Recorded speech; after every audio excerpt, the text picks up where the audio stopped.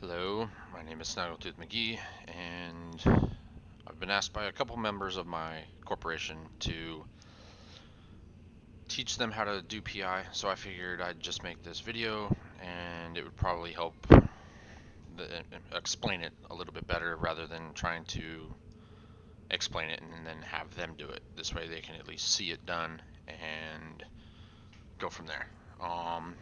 This is the PI that I've been doing in our wormhole, and I use it to make the corp money. So without further ado, let's get started. So to start out PI, first off, you need to know what you're going to be making. So for me, I'm making gel matrix biopaste.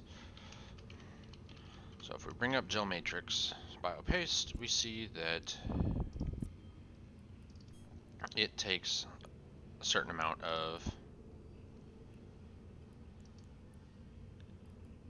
materials. So it takes 10 oxides, 10 biocells, and 10 superconductors. Now the oxides can be made via oxidizing compounds and oxygen. Biocells is biofuels and precious metals. And superconductors is plasmoids and water. Now each one of those also has its own materials that it uses, and we'll get into that here shortly. This will probably be multiple videos because I don't really want this to go for hours on end through the entire process of making it, but I'll figure out something to do. So yeah. So obviously your first step in PI is determining what you want to make ultimately. There's a cheat sheet that I use online. It's actually been around for a while, and it's a PDF document, but it gives a breakdown of every PI material that you can make, and it also spreads it out and tells you what planet what gets made on, what planets you need to make what raw materials you need from those planets to make the tier 1, then the tier 2, and then the tier 3 materials. So I'll probably give a link to that or show you the PDF document itself, but it's just a breakdown that I use. So for us, what I'm making right now is the gel matrix biopaste. So to begin, you need to find out what planets you need. So right now I'm using a couple barren planets, which I'm getting the carbon compounds and the noble metals off of. I'm also using a storm planet to get the plasmoids and the aqueous liquids. And then finally I'm using a gas planet for the reactive gas and the noble gas. So these are technically the only 3 planets that you need for gel matrix biopaste. These will get turned into biocells, these will get turned into water and plasmoids, and then this will get turned into obviously oxygen and its other components. So as you can see, we're kind of stocking up on materials right now. This is just where we keep everything. So I have this planet here that's able to be used. We're running a little bit, our lowest right now is reactive gas, so I'm going to be adding another gas planet to this character. For some reason on all my other tunes I ended up making it on the gas planet, but this one didn't go through for some reason. So obviously can't put it inside of itself. The command centers are planet specific, so we have barren, gas, storm, and temperate, which are the main planets that we have in this system. Each one is 1,000 M3, so there's 3 for 3,000. So you're obviously not going to use an epithal to carry it because it's only 500,000 or 500,000. So what I use is an Iteron 5. The Iteron 5 allows me to carry 6 in it, and then I just transfer it around all my tunes to drop the Apparently 2 of my tunes don't have one. Neat. Alright, so find your planet, go ahead and undock. Now you don't need to warp to the planet to drop the command center. You just need to be in space. So for us, I'm going to go ahead and find my other gas planet. We have 2. We have planet 6 and planet 8. 6 I'm currently using, so it'll obviously be planet 8. Go ahead and go into the planet side view, and then we're looking for reactive gas. Now I'm just going to be pulling reactive gas off this planet alone instead of the normal 2 like I would, mainly just to give myself a little bit more of that material to work with. Now as you can see, there's not really a whole bunch on this planet, which kind of sucks, but I'm going to work with what I got. Now I know on some of my tunes I'm using this big area right here. As you can see, I've got this tune pulling off of there. So I'm going to try and not do it off of there just because I don't like pulling from myself even more. So I'm going to go with right here. So this looks like a good spot. It has decent amounts. I guess we could go down here. It doesn't really matter where exactly you put it, your command center, because it doesn't need to be connected to anything. As long as it's on the planet, you can use your extractors and everything everywhere else. So yeah, I'm going to go ahead and use this one down here. So you go back to build, select your command center. As long as you have it in your cargo bay, you can plop it down wherever you want. Now, to get the most out of it, just basic, you have 1600 teraflops of CPU and 6000 megawatts of power. That's not a whole bunch. So what you're going to want to do is you're going to need a little bit of ISK to actually plant these down.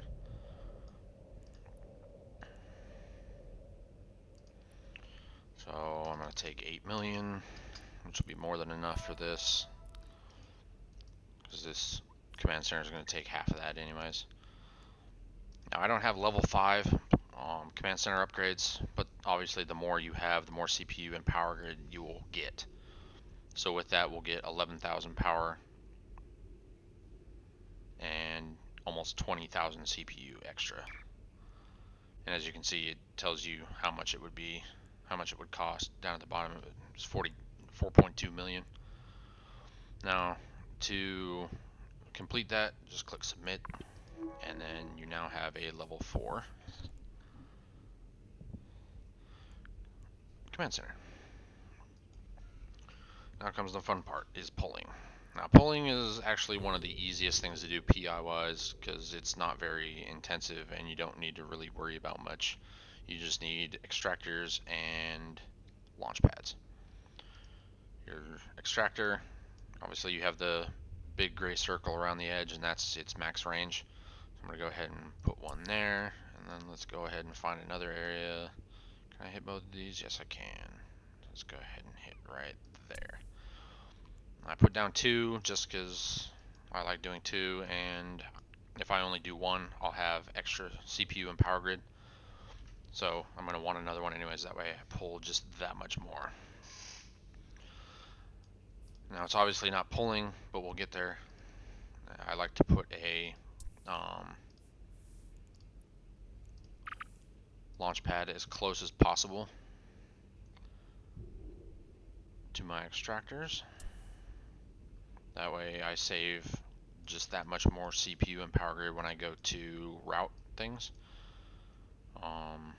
Obviously you can do this however you want, but for me it's worked out the best.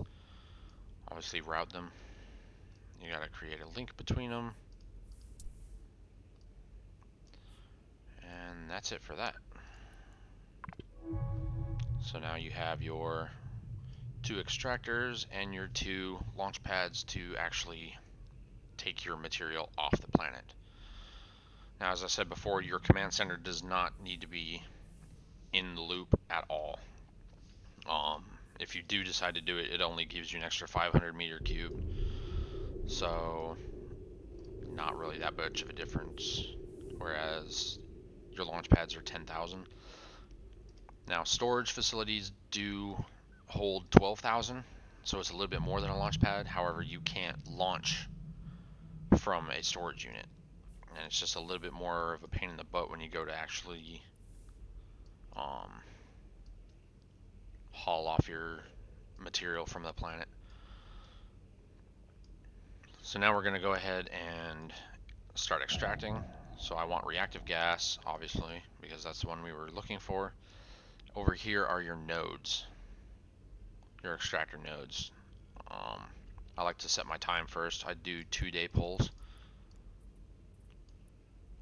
So just set this for 2 days.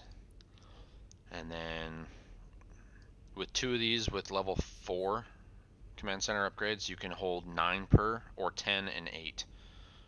So if you want to spread them out, just go ahead and do 9. And then obviously the amount of time increases and decreases the node size. So obviously the more you have, the larger they are.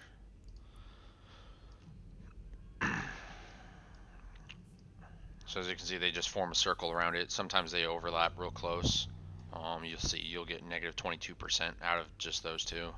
So don't have them overlap if possible. So I'll start in the middle. Just move these around to cover as much of that white area as possible. Because that'll give you the most amount of PI per cycle. So the cycle time of your extractors is half an hour.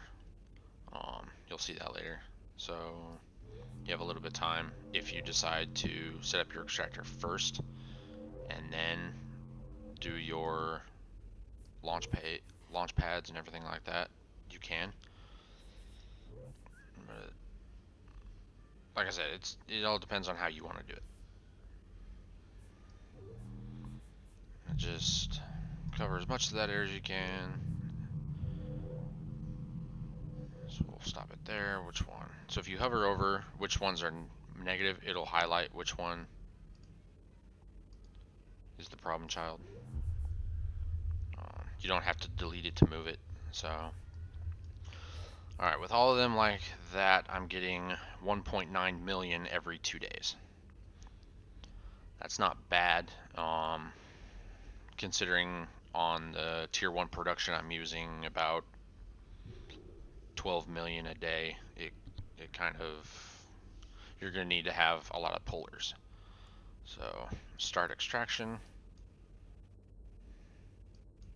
and then we come up here and do the same thing here. We'll put down 9 nodes. Now, see, we can't put another one because our command center isn't upgraded enough. And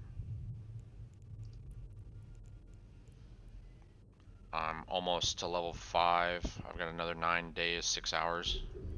But I'm currently training some stuff on other tunes. So, priorities. Set this one for 2 days. Select your material. Move your nodes. This is honestly the hardest, the most time-consuming part about setting up a puller. Everything else puller-wise is relatively easy. Because all you do is access the customs office, take what's in your launch pads, move it up, and just have to worry about it if you need to recycle the extractors or not. But we'll get that in a different or later in this video. Depends on how I want to break it up. I still haven't decided yet. This is going by pretty quick. So on this one, we're getting 1.7. So a little bit less than this one down here. But in all actuality, it's not that bad. Now, they're not pulling it mainly because I haven't hit submit yet. So once you hit submit, everything starts moving, and to fix it, you have to stop the extraction move things around, and then go from there. But I have everything that I need set up. It's getting 56,724 units per cycle. This one's getting 64,000 units per cycle. So not too bad. So we click submit, and it's still red, which means it's not routed. Now to route it, you click on your product, click on that, click create route. Now it's telling me that to do this route, it will overburden that route 121.9%. So that means that I can't route all of that material at the same time into there. What I need to do is get the route and upgrade the route. You're going to want to do it in small increments as you possibly can. So this one is 1250 M3 an hour. You click on upgrade link, find the cheapest one, upgrade, and now that link is running at almost a little over double. So now we try again, and we're at 60.9%. Create route, and it's got a yellow, which means it's waiting for you to hit submit. So let's go ahead and do this one. Obviously, if the one above was pulling in less and overburdening it, then we really need to do the same thing to this one. So we upgrade to the cheapest one, click submit, and there it goes at 55%.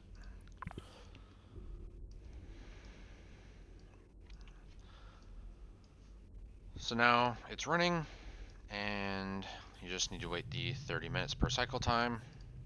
Your material will go into the launch pad, and then from there you can pull it up via the customs office. So all you need to do is select the customs office.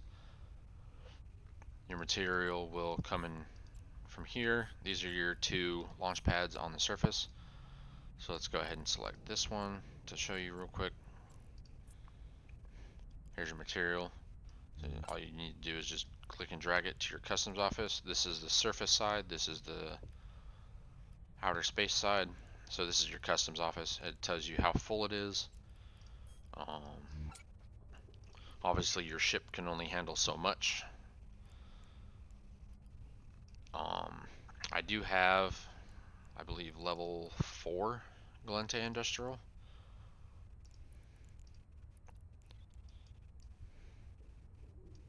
Yes, level 4 Galente Industrial. So docking request accepted. I am able to hold quite a bit. I think it's 63,000 M3 in the commodity bay of an epithal. So epithals are nice because they have this special little hangar, per se, just for planetary commodities. It's the only one of the industrials that has it. If you're Caldari or Amar, your ships, those ships don't have the specialized hangars. They just have really large base, cargo base. So, but they're nowhere near 63,000. And level 5 will give you 67,500. There's no way to really increase that outside of skills. Even if you have cargo hold expanders, that will only apply to your cargo hold. So it'll only increase this 5,500, this 550 M3. So there's no real point in having anything other than basic modules on your epithal. I have just 2 inertial stabilizers. That way I get into warp a little bit faster, I align a little bit faster. Because being in a wormhole, you never know who's around. Obviously you have to be undocked to view the customs offices. So let's go ahead and undock. And then this is the second half of pulling. So to finish pulling, you need to actually move your material up to your customs office. Once you have all your material up there, they're obviously still running in the background.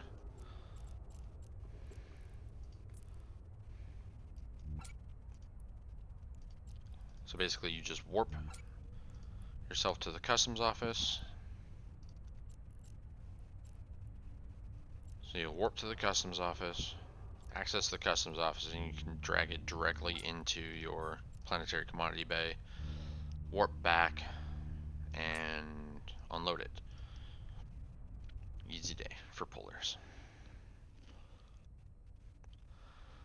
Pulling is pretty much the easiest part about this. I used to have both pullers and the tier 1 factories all on the same planet. Um, I had I had extractors going directly into a storage bay, and then from the storage bay I would branch out into the factories. That seemed to work for the really low scale PI. Um, when you're working with all this PI that I'm going to be showing you in these, it would not make any feasible sense to do that, just because of the sheer amount of materials that I need and how much I pull off of all my tunes. So there's basically how to set up a puller. Pretty easy. One of the easiest steps you'll do PI wise. It's a great way to help out corp members that need materials.